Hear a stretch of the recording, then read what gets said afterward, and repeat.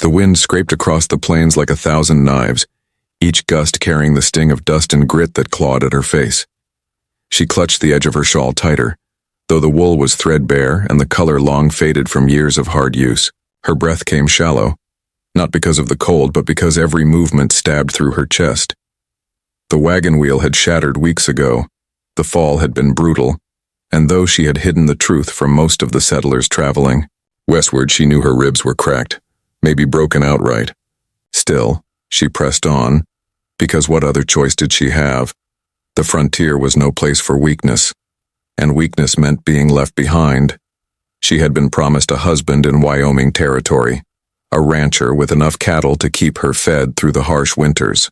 The letter, written in stiff but earnest hand, had spoken of hope, of land, of partnership. "A woman of faith and strength is what I seek," he had written, and she, desperate to escape the shadows of her past, had answered. She boarded the wagon train under a false smile, her heart torn between fear and longing. She thought perhaps she might find a place to belong, but the road west was merciless. Storms battered them, nights froze them, and men whispered when she limped behind. Some said she was cursed. Some said the fall had broken more than bones. It was on the third night after her injury when he found her, a stranger yet not, for his eyes carried the same hollow ache she had long recognized in her own reflection. He was no rancher, not yet, though he carried himself like a man who had lost and clawed back survival by inches. His hands were scarred, his coat patched, his revolver worn smooth from use. Some called him outlaw, others whispered bounty hunter, but to her he was simply the man who had noticed. When the campfire smoke curled and the others had turned away, he knelt beside her where she sat shivering near the edge of camp. "You're hurt," he said, his voice low enough not to rouse the others. She shook her head, stubborn pride rising up, though the pain carved her insides. "I can bear it." His gaze did not soften. He saw through the lie. "No, you cannot. Not alone." The words nearly broke her more than the ribs themselves. Not alone. She had spent so long learning to keep her wounds hidden, to survive without leaning on anyone. But something in the way he spoke, not pity, not command, but recognition, made her draw a sharp breath that hurt worse than silence. She whispered then, almost as if confessing to a sin, "My ribs are already broken." For a moment the world hushed around them, the crackle of firewood and distant howl of coyotes folding into stillness. He reached for her, his hand steady, firm, and without hesitation. She expected him to recoil when he felt how fragile she had become, but instead he held her, pulling her into the warmth of his coat, against the chest that bore its own scars. "Then let me carry the pain with you," he murmured. Her body trembled, not only from the cold but from the strange, terrifying relief of being seen. The West did not allow for softness. It devoured the weak, it hardened hearts, it demanded blood or bone in exchange for every mile gained.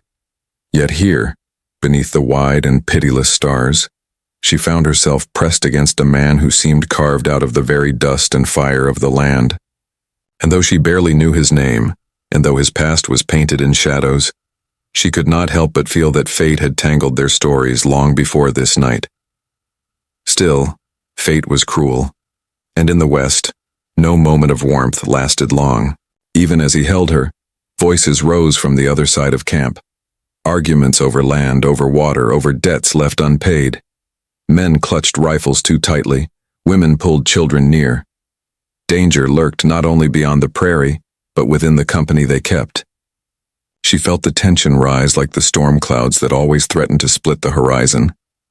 And she knew then, broken ribs or not, that her journey had only begun. The night after her confession did not grant her rest. Though she leaned into his steady warmth, the prairie itself seemed restless, as if the land were waiting to break something more than her fragile bones. The wind shifted with a bitter edge, rattling through wagon spokes and snapping loose tarps like the wings of a dying bird. Somewhere in the dark, the coyotes answered each other in shrill cries, a chorus that set the horses stamping and shivering against their ropes. The people of the train, worn thin by miles and mistrust, barely slept. When morning came, it was not with light, but with the sound of raised voices. She stirred, wincing, her body aching in protest. He helped her sit upright, his hand steady, against her back as if he had silently sworn to guard each fragile breath she drew. His eyes were already scanning the camp. And then she saw what he had already noticed. Two men locked in an argument that was gathering others like sparks finding tinder. "Water," one man spat, his face sunburned, lips cracked. "You've taken more than your share." The accused, a stocky settler with a jaw like iron, bared his teeth. "My family will not go thirsty while yours idles away the day. I work, you squander. Don't you dare lay claim to what you didn't earn." Hands tightened around rifle stocks. Women tried to hush children who peered out from behind wagon canvas. The wagon master, a weary man already bent by miles of prairie storms, stepped forward, but his voice was too thin to cut through the fury.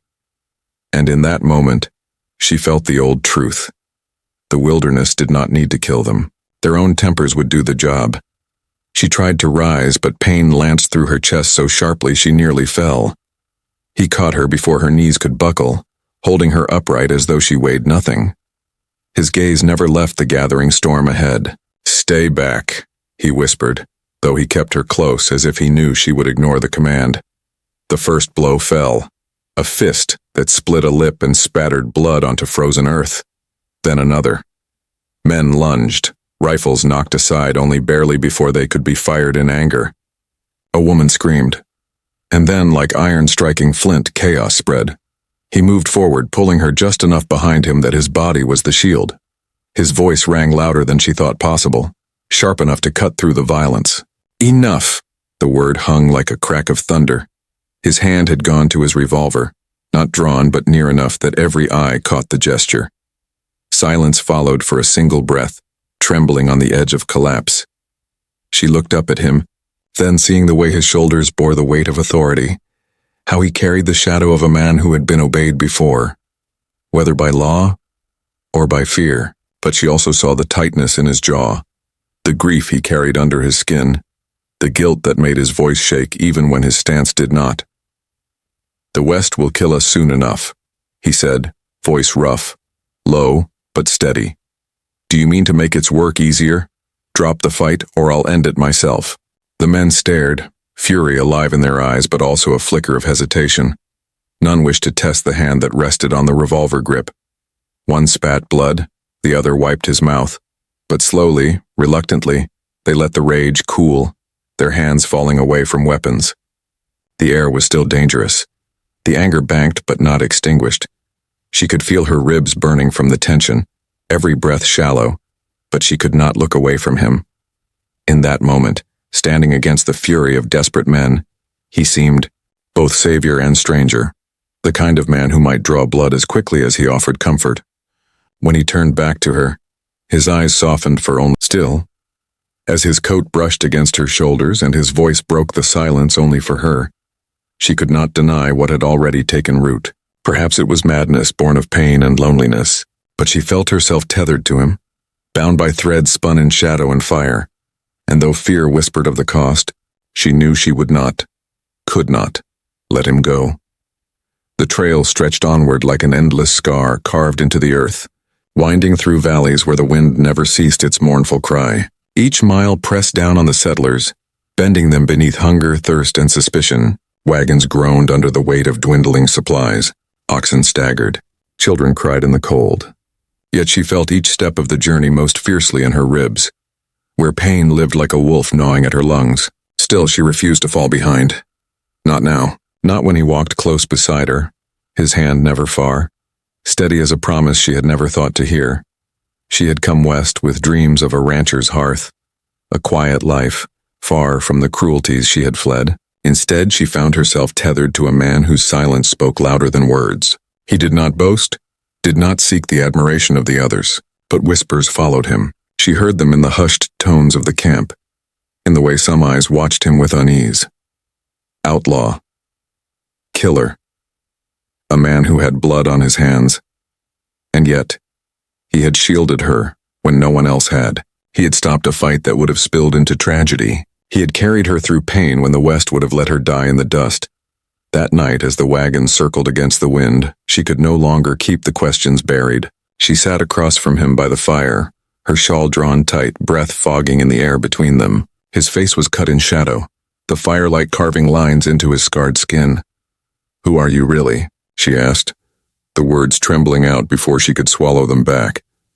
His eyes lifted, catching the glow. They were not cruel eyes, not empty ones either.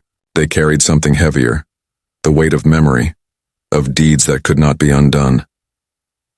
"I was a man once," he said quietly, his voice deep, raw with the gravel of unslept nights. "Husband! Father!" Her heart clenched at the unexpected confession. He stared into the fire as though its embers replayed the story only he could see. "Bandits came to our homestead. They took what they wanted. I was too slow, too blind. By the time I reached them, the house was ash and my family with it. I tracked the ones responsible across 3 territories. I found them all." His voice faltered, then sharpened like steel, "and I made certain they never harmed another soul." The silence after was heavier than any storm. She drew in a breath, though it burned her chest. "And after?" He met her gaze, steady, unflinching. "After, there was nothing left but the hunt. The law wanted my head for taking theirs. Some called me bounty hunter, others outlaw. Truth is, I've been both. I have killed for vengeance. I have killed for coin. I will not lie to you." The fire crackled. The wagons creaked. The prairie howled. She should have recoiled, should have felt fear. Yet she did not. Instead, she felt the ache of recognition, the hollow place inside her answering the hollow in him. Both of them had been broken. Both of them had walked through fire and carried the ashes on their skin. She leaned closer, ignoring the lance of pain that shot through her chest. "You saved me," she whispered. "I don't know if I save anything anymore," he murmured, almost too low to hear. But she reached for his hand, her fingers trembling against his calloused skin. "Then let me believe you can." His grip tightened around hers, not with desperation, but with the weight of a man who had not been touched in years, who feared that touch might shatter him more than any bullet. For the first time since she had fallen from the wagon, she allowed herself to rest. She leaned against his shoulder, closed her eyes, and let his steady presence guard her against the night. But dawn brought no peace. The train awoke to shouts. The wagon master's voice was hoarse with panic. One of the oxen lay dead, its throat cut in the dark. Footprints led away into the prairie. Raiders had been near, perhaps still watching. Fear spread like wildfire through the settlers. Rifles were loaded. Children wept, and she felt the tremor in her own bones, not only from fear, but from the knowledge that blood would be shed before this trail was through. She looked to him then, and though his face was stone, she saw the glint in his eyes, the recognition of old enemies. His past had caught them, and she knew in her heart that the danger now belonged to them both. The ox's blood had barely soaked into the earth before fear took root in every corner of the camp. Whispers coiled around the wagons like smoke, thin but poisonous. The settlers huddled together, eyes darting to the horizon, to the shadows beyond the firelight, and more often than not toward him. He stood apart, his coat brushing the dust, his hand near the revolver at his hip though he had not drawn it. His silence unsettled them more than if he had shouted. To them, silence meant secrets, and secrets meant danger. She felt it in the way mothers pulled children closer, in the way men leaned together and muttered. The words traveled in broken fragments. Outlaw. Blood on his hands. Curse brought upon us. She wanted to cry out to defend him, but her breath was shallow, pain biting her chest with every movement. Instead, she gripped the edge of her shawl and listened, heart pounding against her broken ribs. The wagon master raised his weary voice above the rest. "There are raiders watching us. Maybe Comanche, maybe bandits. Whoever slit that ox's throat was sending a message. We've got to move fast, keep watch, and keep order." But order was already crumbling. One settler, his face red with anger and fear, jabbed a finger toward him. "We didn't have trouble until he came. Don't you see? He's marked. They're following him." A murmur of agreement rippled through the group, eyes turned sharp and accusing. He did not flinch beneath their suspicion. He only looked at them with the calm of a man who had faced the barrel of a gun too many times to fear words. "If raiders are out there, they're hunting more than me. The West is merciless. It doesn't need excuses." But his calm voice did little to soothe them. Fear is a stubborn fire, and once lit, it devours reason. She stepped forward then, though each step sent fire through her chest. Her voice cracked but carried enough to be heard. "He saved me," when no one else would. The camp turned to her, surprised at her sudden defiance. Her ribs ached, her legs trembled, but she did not stop. "You think he brings danger?" "The danger has always been here. The land itself is danger, the storms, the hunger, the cold nights, and you would rather turn on the only man willing to stand between you and a bullet?"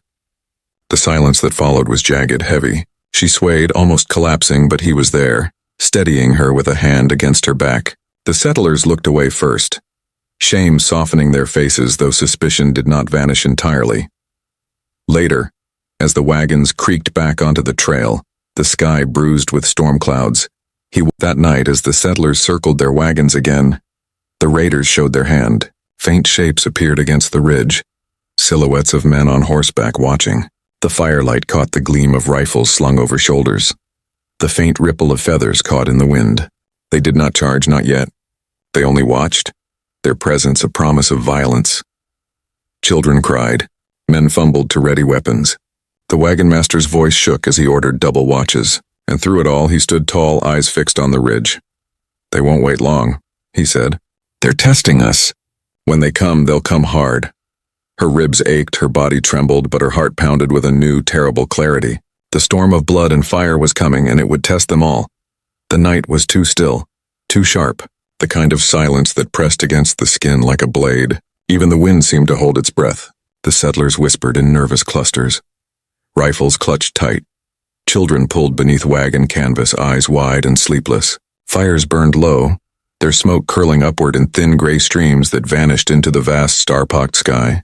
And beyond the circle of wagons, on the ridge where shadows gathered, the riders still watched. She sat close to him, her back pressed against a wagon wheel, every breath shallow and jagged. The pain in her ribs had grown crueler with each passing mile, yet fear had a way of making her forget herself. Fear burned hotter than broken bones. Her hand trembled as she held the shawl tighter, eyes fixed on the horizon. Then came the sound. Not a shout, not a cry, only the soft, rhythmic thunder of hooves on hard earth. One horse, then another, then many. The ground trembled with their approach. The raiders had waited long enough. Shouts broke out across the camp. "They're coming!" Men scrambled to their positions, the wagon master's voice barely holding order. Rifles cracked as warning shots split the night, their echoes rolling over the prairie like thunder. The riders answered with wild cries, fierce and shrill, before breaking into a full charge. The earth seemed to quake as they descended. Shapes emerged from the dark, men with painted faces, feathers streaming in the wind, rifles raised high, horses foaming at the bit. The settlers fired wildly, bullets whistling through the night. Sparks flew as lead struck wagon iron. Horses screamed. Women clutched children and prayed in hoarse whispers. He was already moving, revolver drawn, his body between her and the oncoming storm. His hand was steady, his eyes sharp. Every motion of his body the mark of a man who had seen such battles before. He fired once, twice, each shot finding its mark. Each raider thrown from the saddle a grim reminder of his precision. She tried to stay hidden, but the chaos swirled around her. An arrow struck the wagon just above her head, quivering in the wood like a cruel finger pointing toward death. Her scream caught in her throat, but before fear could consume her, he was there, dragging her into the shadow between wagons, shielding her with his own body. "Stay low," he ordered, his voice a growl against the thunder of hooves. But fate was merciless. A raider broke through the circle, his horse crashing past the wagons, rifle flashing in the firelight. The settlers scattered, too slow, too untrained. The shot struck the wagon master in the shoulder, spinning him to the ground with a cry of pain. The camp wavered, panic threatening to break them apart. And in that heartbeat of chaos, she saw it, the way the settlers' eyes turned again toward him. Not with gratitude for his defense, but with suspicion, fear, and fury, as though his presence had summoned the raiders themselves. She clutched his arm, breath shallow, ribs screaming.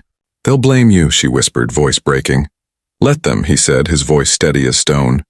"I'll take the blame, I'll take the bullets, but I won't let them take you." He fired again, the shot echoing in her bones. Another rider fell. The battle raged on, firelight and gunpowder painting the night in hellish color. She pressed herself against him, ribs aching, heart pounding with something far deeper than fear. He was an outlaw, a man marked by blood, but in this moment he was also her shield, her anchor, her proof that even in the merciless West, a heart could still hold fast against the storm. And when dawn finally broke, it would rise over blood-soaked ground, broken wagons, and lives forever changed. Dawn did not come gently. It bled across the prairie in pale streaks of gold and ash, falling upon the wreckage of the night. Smoke curled from shattered wagons. Oxen lay still in the dust. Men knelt beside the fallen, faces pale with shock, hands trembling as they searched for breath in bodies that would give no answer. Children wept softly into their mothers' skirts, their cries thin and raw, as though the night had taken even their voices.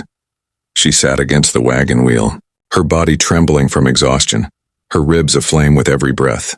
Blood had dried on her shawl, not her own, but from the wagon master who still lay groaning nearby, his wound hastily bound. She closed her eyes, but the screams of the night replayed behind her lids, each one carving deeper into her heart. And then she felt him, not just the shadow of his body, but the weight of his presence heavy and solid beside her. His coat was torn. Dust clung to his face, and his revolver was blackened with powder. But he was alive. More than alive.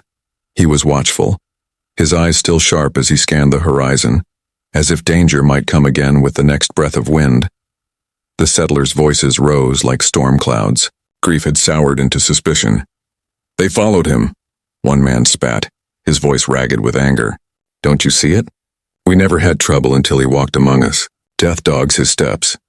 Others murmured in agreement, their eyes burning with the restless fire of fear. They needed a target, someone to blame for the blood staining the ground, and in him they found it. He did not argue. He did not flinch. He only met their stares with a silence that seemed carved from stone. Perhaps he had grown used to it, this endless cycle of accusation, exile, blame. But she could not bear it. Despite the pain searing through her chest, she pushed herself to her feet. Her voice was ragged, but it carried. "He saved you. All of you. Do you not see it? Without him, every one of you would be lying dead in the dust." Her words cut the air, but the settlers turned away, their fear stronger than gratitude. It was easier to believe in curses than in mercy. When the decision was spoken, it fell like a sentence. He would leave the wagon train at first light. They could not risk the shadow of his past walking beside them. She felt the weight of it like a stone against her heart. He stood silent as ever, accepting their judgment with the weariness of a man who had carried exile across too many miles. He turned as though to walk away into the prairie's endless horizon, but she stepped forward, her hand trembling as it caught his sleeve. "I'm coming with you." His eyes widened, a flicker of surprise breaking through the stone. "You can't," he said, his voice rough. "Your ribs, your strength. You won't survive out there." She held his gaze, tears burning hot against the cold morning air. "I won't survive here either. Not without you." For a long moment, silence stretched between them, heavy with the weight of choice. The settlers turned their backs, unwilling to watch, unwilling to understand. The prairie wind swept around them, carrying dust and memory alike. Finally, his hand closed over hers, not gently, not hesitantly, but with the grip of a man who had lost too much and could not bear to lose again. Together they walked beyond the circle of wagons, leaving behind suspicion and sorrow. Each step was heavy, her body weak, but with his arm steadying her, she found strength in places she had thought broken forever. The prairie stretched before them, merciless, vast, and unforgiving. But somewhere in that endless horizon lay something more than exile, something like redemption, something like love. The prairie stretched ahead like a sea of endless golden gray, waves of tall grass bending beneath the wind. There were no wagon wheels groaning, no cries of children, no muttered prayers from weary settlers, only silence, vast, heavy, unbroken. For the first time in weeks they were alone, their backs turned to the train that had cast them out. She leaned heavily on his arm, every step a war against the fire in her ribs. Each breath was shallow, the pain constant, yet her will pressed forward. Leaving the wagons had not been a choice of survival, it had been a choice of heart. And now, survival would be theirs alone to forge. He walked with the steady rhythm of a man who had crossed more miles than most men dared to dream. His revolver rode at his hip, his eyes never still, always sweeping the horizon for signs of movement. She could see the way he carried himself, each step weighted with both caution and defiance. He had lived this way before, on the edge of exile with no one to trust but himself. Only now, he was no longer alone. The first night they camped in a hollow between two ridges. He built a fire from sparse wood, coaxing flame from brittle grass and bark with the patience of one who had learned necessity by hunger. She sat wrapped in her shawl, shivering. Though the air was only cool, her body ached. But it was the silence that struck deepest. No murmurs of other voices. No familiar sounds of camp. Only the crackle of fire and the far-off howl of wolves. He handed her a piece of jerky, hard and dry. "It isn't much," he said, voice low. She took it, her fingers brushing his, and for a moment she forgot the taste of pain. "It's enough." The firelight flickered over his face, carving lines deeper than she had noticed before. Scars ran across his jaw and temple, faint but unmistakable. The marks of battle survived but never left behind. She wanted to ask about them, to peel back the silence, but his eyes were fixed on the darkness beyond the flames. "They'll hunt us," he said finally. "The raiders. Maybe even men from the train. Word travels fast out here, and a man like me has too many enemies to name." Her heart tightened, but she did not falter. "Then we'll keep moving. We'll make a life somewhere no one knows us." A bitter smile touched his lips. "There is nowhere like that in the West. Every man is known by his past, and mine rides on my back like a shadow." She reached for his hand, steady though her body trembled. "Then let it ride with mine. We'll carry it together." For a long moment he did not speak. Then his fingers closed over hers, rough and calloused but warm. The next days bled together in hardship. The prairie offered little mercy. Water was scarce, and what they found was often bitter or fouled. Food ran thin. Her ribs made travel slow, each mile stretching like 10. Yet he never left her side, never pushed ahead, never let her falter without his arm catching her. And slowly, she came to see that survival was not only in his strength but in the quiet care he gave her. On the 5th night, a storm rolled across the plains. Lightning split the horizon. Thunder shook the ground. Rain lashed down cold and merciless, drenching them to the bone. They huddled together beneath his coat, her body pressed against his, her breath ragged. She thought she might break entirely, that the pain and cold would take her. But his voice steadied her, low and fierce against the roar of the storm. "Hold on, just hold on to me. We'll see it through." And she did. She clung to him, ribs screaming, body trembling, but heart steady in the circle of his arms. And when the storm passed, when the dawn broke clean and sharp across the soaked prairie, she realized something she had not dared to believe before. They were not merely surviving, they were becoming something more. Two broken souls carried forward by the same fire, forging a bond the West itself could not shatter. Yet as the sun rose, glinting over the endless horizon, she saw movement in the distance, shapes on horseback. Too far to name, but too close to ignore. The past had not been outrun. Their fight was only beginning. The past had not been outrun. Their fight was only beginning.